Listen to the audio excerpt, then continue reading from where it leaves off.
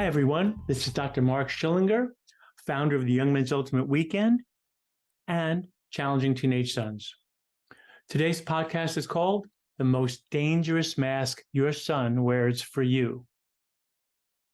There are more obstacles than ever raising children, and most of those obstacles come in the form of digital distractions, including social media, cell phones, video games, and computers.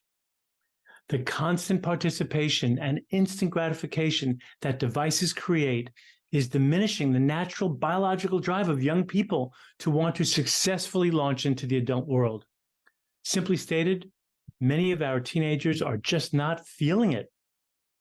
Our children are withdrawing away from us. They're getting hypnotized into an artificial world that causes them to excessively seek pleasure and to consistently avoid pain. There is an antidote to this situation, and I use this antidote every day when I mentor young men and when I mentor their parents. The antidote is this: to navigate through these distractions, families need to have a path or a way, or they'll find their children being led astray and not achieve their true potential. I started the Young Men's Ultimate Weekend in the year 2000 to help me and my son have a better relationship because he was getting lost in the technology highway. I had no idea that there'd be over 200 young men attending the first Young Men's Ultimate Weekend. This was without any budget. There was no advertising. And that's when I realized I was not the only parent having a hard time raising teens in the emerging era of digital dominance. What made that first event so successful and continues to do so until today is because I created a way, a method, a path to help parents and their children overcome the forces that prevent them from bonding together the way that our ancestors had done successfully for hundreds of thousands of years. At the Young Men's Ultimate Weekend and in my mentoring of families, we use a technique to help young men reconnect with their biological drive to become more mature and independent. At the YMEW, our trained and devoted mentors do a great job of getting the young men to trust them. One of the ceremonies we do is called taking off the mask. This activity was created by one of our mentors, Ashanti Branch, who appeared in the documentary film The Mask You Live In, which was produced by Jennifer Siebel-Newsome. In this ceremony, we invite the young men to become aware of how they cover up their true thoughts and feelings by wearing a variety of masks. Now, it is definitely true, adults also wear masks as ways to limit themselves from revealing everything to somebody else. However, adults tend to have better skills knowing how to regulate their masks, meaning they're usually better able to discriminate when to put on a mask, how long to wear that mask, and how thick the mask should be or that veil needs to be.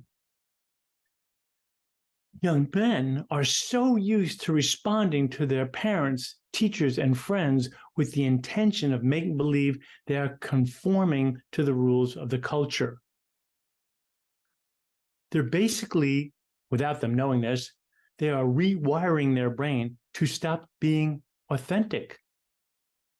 By that I mean that they're slowly losing touch with their own authentic, honest responses to people and to life that were once based on their own unique perspective about life. At this stage of human development, it's critically important for teenagers to be allowed to discover, develop, and master their own virtues and their own values and their own behaviors that are healthy and productive.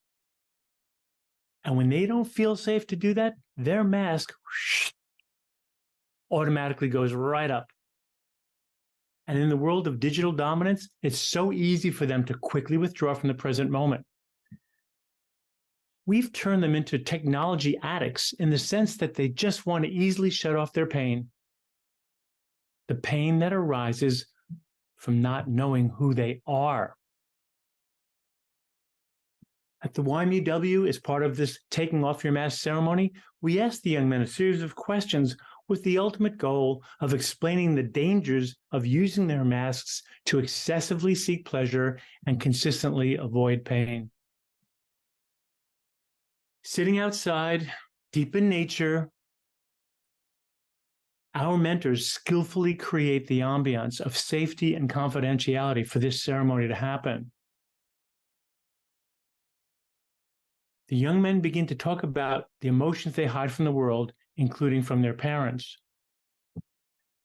They can feel the young men slowly, deliberately loosening up their tight-fitting masks.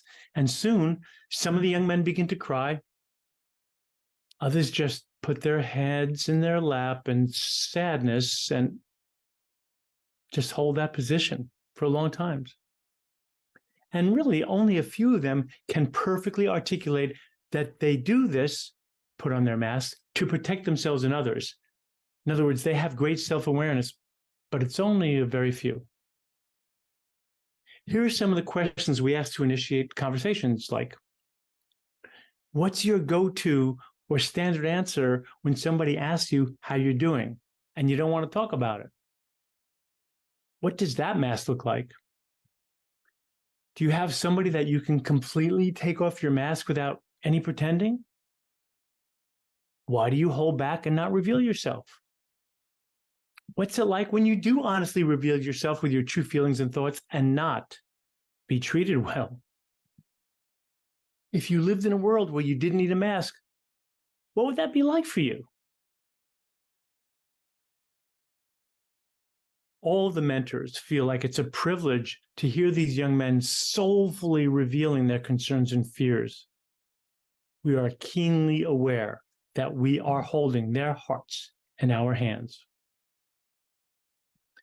So, here's the most dangerous and strongest mask your teen son wears for you in the world when he lives behind the other masks most of the time. It's this mask that says, I have life figured out and I don't need your help. I'm going to say that again. The most dangerous and strongest mask your teen son wears, above and beyond all the other masks that he hides behind, is the mask that says, I got this. I have life figured out. I don't need your help. Here's what we mentors know. The young men know that they don't have it figured out, and they won't ever tell you that. Sadly, their pain from knowing that they don't know makes them lose confidence in themselves, and they lose respect for themselves. This is really painful for them. It's hard for them. So what did they do with this feeling? They withdraw even further away from their parents and almost everybody else, except for a few close friends. Recently, when I was leading this same ceremony with the young men here in my office for mentoring, I realized yet another painful reality for young men when they're wearing their mask of conformity that communicates a fake sense of certainty. I saw that this intelligent young man of 16 years of age could not articulate what he was trying to say about the anxiety he was experiencing by wearing masks. I really then understood why young men move from anxiety to depression when they don't know how to bridge their two worlds of conformity and authenticity in a healthy way. Adolescent brain development does not always allow teenage young men, or women for that matter, to understand that they are living in two worlds simultaneously. And because they don't have a fully developed prefrontal cortex, they cannot figure out how to move their life forward in a mindful and clear way. So they do what all humans learn to do at a very early age. They create masks and they hide behind them in order to survive. As a life coach and mentor for young men for 24 years, here's my painful observation. Young men literally don't know themselves at a time in life when they're supposed to be mentored by the adults to show young men how to develop these four aspects of their life. Number one, I think it's on the adults to show young men how to build self-respect by being true to themselves. How do you do this? By discovering, developing, and mastering their own true virtues and values. So I like to say it's on us to help them develop authenticity. Number two, it's on the adults to show young men how to share their physical and mental and emotional talents with their family so that everyone can live easier. And I like to call that developing reciprocity, meaning having young men giving back to his family for all they've given him. Number three, it's on the adults to show young men how to keep themselves, their family, and their community safe and productive. I like to call this developing responsibility. And it's on the adults to show young men how to discover their own unique perspective about the universe and about reality. And I like to call this developing spirituality. Helping young men develop authenticity, reciprocity, responsibility, and spirituality is the job of the adults, specifically the mentors. It's been my experience that when young men are honored for who they are, and when they're respected on their journey of life, they're way more likely to behave better at home and in their community. I assure you that they'll naturally want to give back to others because they've first been given safe opportunities to discover, develop, and master their own lives. I'd like to read to you an email I received from a mother after her son attended the YMEW, and she attended the Rite of Passage event I put on for parents. She said, "Dear Mark, before the Young Men's Ultimate Weekend, my 20-year-old son was anxious about his life and what direction to go. He said he wasn't ready to be independent and live on his own. He struggled immensely last year as a first-year college student during the COVID pandemic to the point that he needed a total reset. We decided to send him to the Young Men's Ultimate Weekend. When I picked him up after the weekend, I could tell there was something different about him.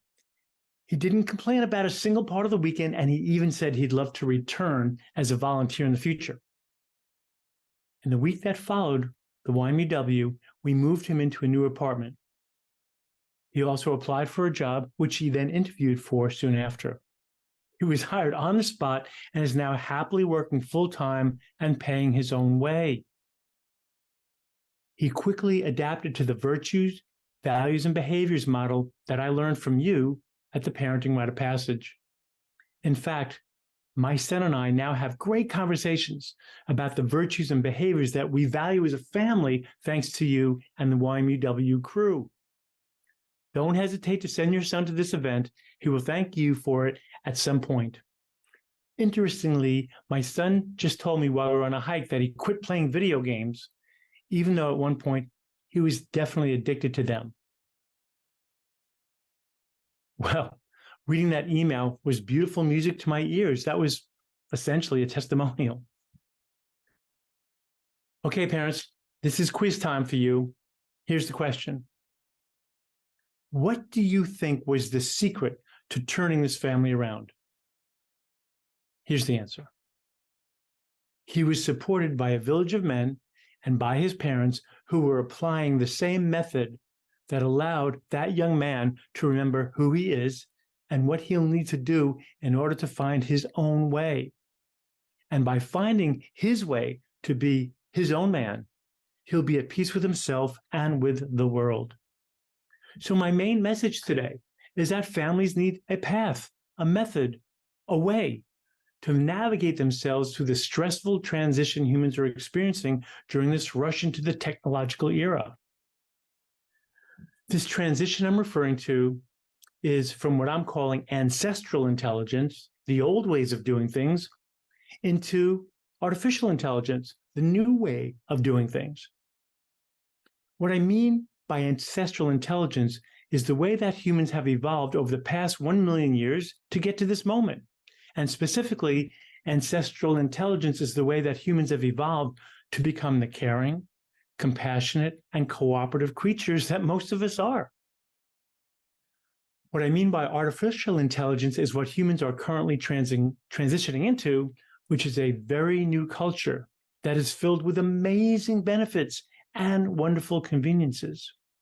And it's also creating isolation for people, anxiety, depression, suicides, boredom, loneliness, and addiction to weed, alcohol, and digital devices. Now, listen, I'm not saying that we should go back to horses and buggies at all. I am saying that this transition is happening way too fast for most families to adapt to. As I said earlier, the YMUW and my family mentoring program share the same way or method. It shows parents and sons together how to share their mental, physical, and emotional resources so that everyone can live a fulfilling and meaningful life. Okay, let's summarize. Here's the holy trinity that will create the family unity you want. Number one, you have to have a way. Number two, you have to have a rite of passage for teens and separately a rite of passage for parents teaching the same way. And number three, you have to have mentors who know the way. That's how our ancestors did it. That's how we still need to do it for now, until the world of AI moves us entirely into a new era of humanity. Here's what I know. I know that the world is going to be a healthier, happier, and much safer place when young men know how to respectfully work together with young women. I envision a world where adult men and adult women know how to have caring and cooperative relationships. And when this happens in the political and economic realms, solutions will be based on love, generosity, and cooperation, not on hatred, greed, or polarization. We adults cannot be the reason for our teens to wear so many unnecessary masks. Let's make it safe for them to remove the masks. They'll never, ever emotionally leave you if you know how to do this. Teens want to be connected to their parents as much as you want to be connected to them. Trust me on this. Thank you, as always, for listening to my podcast, and please always feel free to reach out to me.